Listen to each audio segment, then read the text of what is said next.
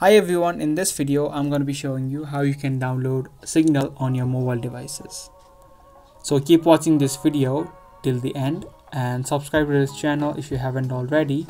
Also turn on the notifications so you don't miss any of our upcoming videos.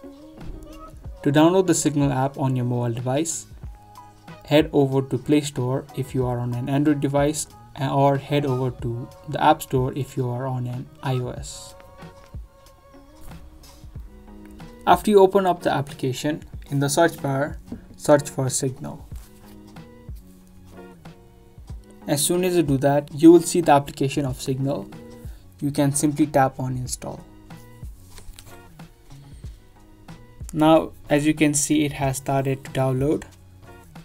The download duration will depend upon the speed of your internet connection. After the application has been downloaded, you will see an option to open the application. Simply tap on open.